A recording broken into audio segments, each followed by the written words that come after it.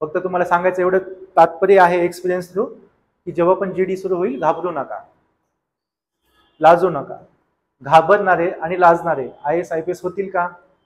साधा प्रश्न आहे, खूप साधा प्रश्न. होतील का? ऑब्विसली नाही.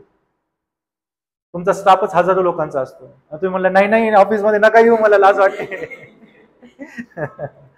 तर कसं होणार आहे ना? तुम्हाला मीडियाला फेस करायचंय, तुम्हाला पॉलिटिशियन्सला फेस करायचंय. मीडियावाले तर एकदाच 8-8, 10 येऊन बसतात. तुम्ही IPS आहेत, एखादा मोठा काही खून खराब झाला, आले सगळे मीडियावाले समोर. तुम्ही म्हणाल का असं? नाही नाही नाही.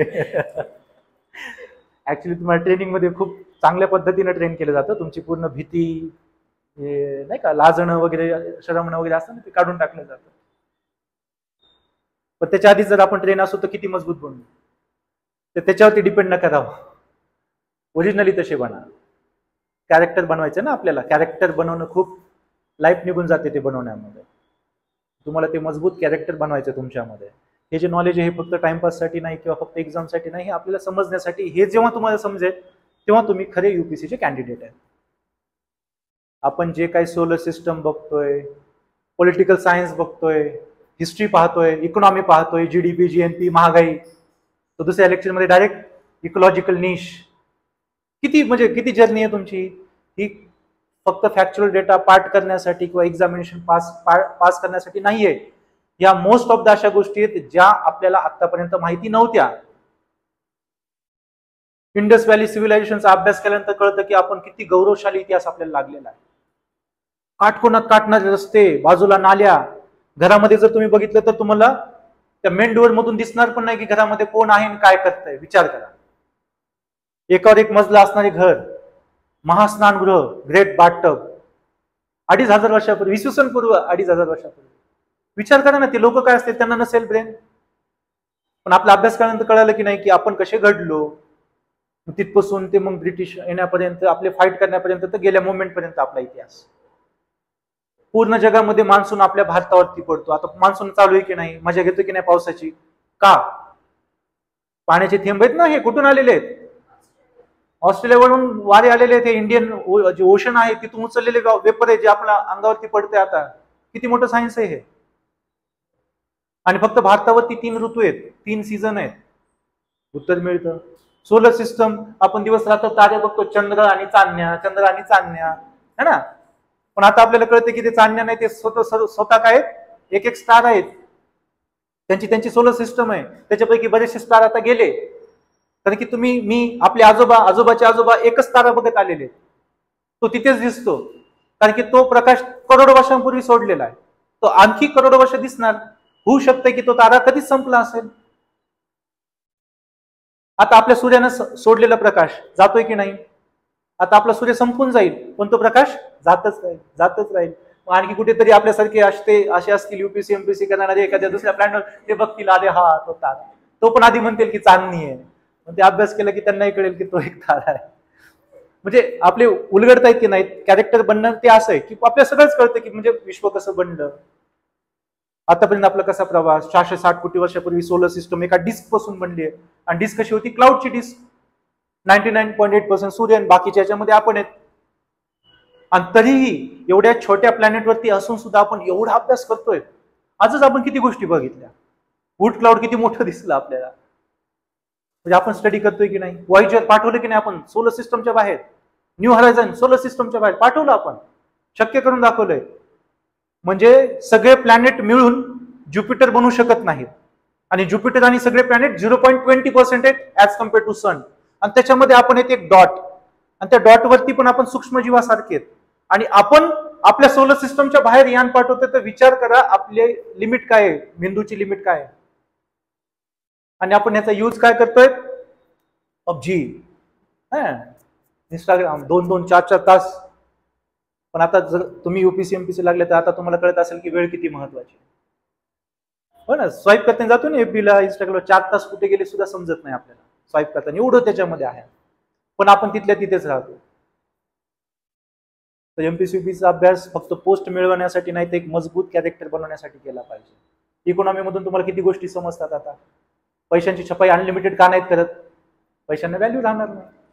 नाही तर गरिबी दूर होईल ना. कागद लागतो की नाही सर्वसाधारण स्टुडंटला विचारलं तर तो मी विचारतो ना नेहमी, तो प्रश्न असा करत बसतो, का नाही बरं कागदच लागतो का नाही पैसे छापत आपण अनलिमिटेड, पैशांना व्हॅल्यू राहील का, किलोच्या भावाने पैसे द्यावे लागतील आपल्याला, जे व्हेनेझुएलामध्ये झालं. इकॉनॉमी कशी चालते आता तुम्हाला हळूहळू जर तुम्ही स्टेट बोर्ड करताय 6 to 12 किती गोष्टी समजतात मॅम, किती डिटेल घेता येत तुम्हाला त्याच्यामध्ये, अर्थव्यवस्था काय, आरबीआयचे कार्य काय असतात, मॉनिटरी पॉलिसी काय असते, कशी चालवली जाते, महागाई असताना काय केलं जातं. महागाई आणली पण जाते जेव्हा इकॉनॉमीमध्ये डिमांड नसते, तेव्हा मनी इंजेक्ट केला जातो, लिक्विडिटी आणणं ज्याला आपण म्हणतो, पैसे ओतले जातात बाजारात, डिमांड जनरेट केली जाते, महागाई आणली पण जाते का, इकॉनॉमी बूम करावं म्हणून. पण एका लेवल पर्यंत आणली जाते की नाही, हद्दाच्या बाहेर गेल्यानंतर काय होतं मग अर्थव्यवस्था इन्फ्लेशन हे हायपर इन्फ्लेशन होऊन जातं आणि अर्थव्यवस्था खूप जास्त काळासाठी काय होते, मंद होऊन जाते. पण ते बॅलन्स टिकावं लागते की नाही. इकॉनॉमी पॉलिटी, आज पॉलिटीमध्ये सगळ्या गोष्टी आपल्याला माहित पाहिजेत, मूलभूत अधिकारापासून ते सगळ्या, पण आपल्याला काय माहित आहे का. आज आपल्याला शिकावं लागतं लेजिस्लेचर काय आहे, एक्झिक्युटिव्ह काय आहे. मलाही नव्हतं माहित जोपर्यंत अभ्यास केला नाही UPSC पण शोकांतिक आहे की नाही. म्हणजे आपण ग्रॅज्युएशन व्हायला येतोय आणि we don't know about the president who is the first citizen of India, who is the constitutional head, आणि आपल्याला त्याच्याबद्दल काहीच माहित नाही. ते जाऊ द्या, लोकसभा राज्यसभा पण आपल्याला माहित नाही, राज्यसभेमध्ये मेंबर्स कुठून जात आहेत हे पण आपल्याला माहित नव्हतं. हे तुम्हाला पॉलिटिकल सायन्समध्ये कळू लागतंय. आता सगळे विषय झाले इंटरनल सिक्युरिटीमध्ये, दहशतवाद, नक्षलवाद, जम्मू काश्मीर, नॉर्थ ईस्ट सगळं जाणार, ते पण तुम्हाला समजणार.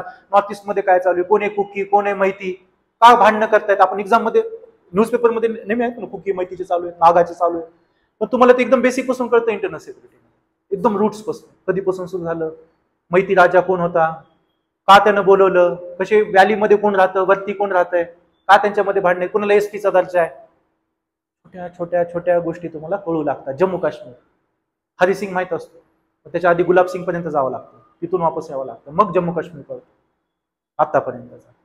म्हणजे तुम्हाला भारत कळतोय, भारताची जॉग्राफी कळते, भारताची हिस्ट्री कळते, युनिव्हर्स कळतंय पूर्ण, आणि त्याच्यानंतर तुम्ही त्याला जोड देताय चालू घडामोडीची, आता काय चालू आहे. मग आता इकॉनॉमीमध्ये काय आलं तर क्वेश्चन तुम्ही करणार की नाही, आयडेंटिफाय कसं येणार, काय होणार, अंदाजी लावणार तुम्ही. किंवा भारत आणि चीन, आता समजा रोहिंग्याचा इश्यू आहे, बांगलादेश त्यांना येऊ देत नाही, म्यानमार मारतोय, भारतानं काय करायला पाहिजे हे तुम्ही सांगू शकणार की नाही. That is the character. ही प्रत्येक गोष्टी, आता तुम्हाला अल्टिमेट तुमचं काय मेन एम काय हे सगळं डील देण्याचं, की तुम्हाला एक चांगला डिसिजन मेकर बनवणं. डिसिजन मेकिंगला किती गोष्टी दिलेल्या त्याच्यामध्ये, कारण की हा सगळा सिलेबस संपतो आणि मग GS4 पण दिलाय, कारण की तुम्ही नैतिक असावं, तुम्ही इमानदार असावं, तुम्ही योग्य असावं, एथिक्स, इंटिग्रिटी अँड ऍप्टिट्यूड. म्हणजे UPSCनं तुम्हाला परफेक्ट बनवण्यासाठी, ते परफेक्ट कॅरेक्टर बनवण्यासाठी हा सिलेबस दिलाय, ज्याच्यामध्ये तुम्हाला फॅक्च्युअल डेटा कळतो, कन्सेप्ट कळतो, पूर्ण जग कसं चालतं कळतं, आणि तुम्ही स्वतःमध्ये इंटरनली पण काय करू शकताय, स्टडी करू शकताय, स्वतःचा इंटरनल इम्प्रुव्हमेंट करू शकताय. एथिक्सचा सिलेबस बघितला, एथिक्स, इंटिग्रिटी आणि ऍप्टिट्यूड, काय काय गोष्टी आहेत त्याच्यामध्ये, कशा कशा स्टेट केस स्टडीज दिलेल्या आहेत तुम्ही. म्हणजे आपण म्हणतो ना एखाद्या भाकरीला कसं दोन्ही बाजूनं एकदम छान बाजून आपण खातो, तसं एखाद्या कॅन्डिडेटला सगळ्या बाजूने चेक करून घेतलं जातं. तर ते मी सुरुवातीला जे म्हटलं ना की बिल्ड दॅट स्ट्रॉंगेस्ट कॅरेक्टर, ते बनवायला सुरुवात करा. UPSC सिलेबस मध्ये फॅक्ट्स आहेत, कन्सेप्ट आहेत, इमोशन्स पण आहेत, कॅरेक्टर पण आहे, इमानदारी पण आहे, सगळ्याच गोष्टी आहेत. तर उगाच बसलोय आणि काहीतरी आपल्याला फन फॅक्ट माहित होत आहेत आणि बस त्याच्यावरती थांबू नका, हे तुम्हाला कळण्यासाठी आहे. आणि अशा खूप साऱ्या गोष्टी आहेत ज्या आपल्याला अजून कळणं बाकी आहे, मलाही तुम्हालाही सगळ्यात नाही कळणं बाकी आहे. जशा जशा त्या कळत राहतील ना, त्याला प्रॅक्टिकली इम्प्लिमेंट करा स्वतःच्या आयुष्यामध्ये, आन्सर रायटिंगमध्ये, सगळ्याच ठिकाणी, स्वतःच्या कॅरेक्टरमध्ये. मी कॅरेक्टर मुद्दाम वापरतोय कारण की मी तुम्हाला काय म्हटले की आपलं कॅरेक्टर असावं एखाद्या पर्वतासारखं. नाहीतर एखाद्या नेत्याने एवढं सगळं तुम्ही ऐकलंय आणि आपल्या नेत्याने एखादं भाषण दिलं आणि तुम्ही हा जय चालले त्याच्या मागे, मग ते काय कामाचं आहे. त्यामुळे प्रॅक्टिकली जर तुम्ही ते कॅरेक्टर बनवणार तर तुमच्यावरती असर नाहीत करणार गोष्टी. बाबा बुवा बघतो ना आपण, काही छोटे मोठे स्टंट करतात आणि मग आपले हजारो ऑडियन्स पुढे बसलेली आहे, बेवकूफ बनते. त्याच्यामध्ये तुम्ही असणार का, साहजिकच नसणार तुम्ही. तर हा जो सिलेबस आहे UPSCचा अभ्यास ना, UPSCची प्रोसिजर आहे, त्या प्रोसिजरला स्वतःमध्ये इम्प्लिमेंट करा आणि मग बघा तुम्ही कसे बनता, मग बघा तुमचे आन्सर्स कसे असतात आणि मग बघा तुम्ही इंटरव्ह्यूला कसे बोलणार, इंटरव्ह्यू पॅनलशी. कारण की इंटरव्ह्यू काय आहे, पर्सनॅलिटी टेस्ट आहे. इंटरव्ह्यू म्हणते का युपीएससी, युपीएससी काय म्हणतं, पर्सनॅलिटी टेस्ट. कॅरेक्टरची टेस्ट झाली की नाही ती, पर्सनॅलिटी मीन्स कॅरेक्टर आपलं, त्याच्यामुळे कॅरेक्टर बनवा, मजबूत कॅरेक्टर बनवा, अभ्यासाला स्वतःमध्ये इम्प्लिमेंट करा. युपीएससीचा अभ्यास केवळ मला आयपीएस आणि आयएएस व्हायचंय यासाठी नाही, ते तर मिळणार ना, परफेक्ट अभ्यास झाला तर तुम्हाला मिळणार. एक चांगला नागरिक, एक मजबूत नागरिक मला व्हायचं, एक मजबूत कॅरेक्टर मला घडवायचं, त्यासाठी युपीएससीचा अभ्यास करा. आणि मग बघा युपीएससी करायला तुम्हाला खूप मजा येईल. कारण की फक्त इक्वेशन ठेवतो ना आपण, स्टडी प्लस पोस्ट हेच ठेवतो ना इक्वेशन, तेव्हा अभ्यास चांगला होत नाही. तेव्हा आपण टार्गेट ओरिएंटेड असतो फक्त, आणि त्याच्यामध्ये परफॉर्मन्स पण चांगले निघत नाही.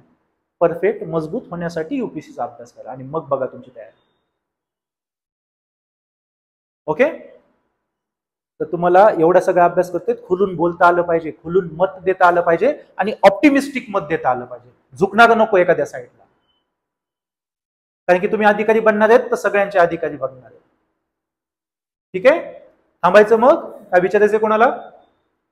समजलं आजचं पूर्ण session? Thank you so much for your participation and cooperation. जय हिंद, जय भारत. थँक्यू.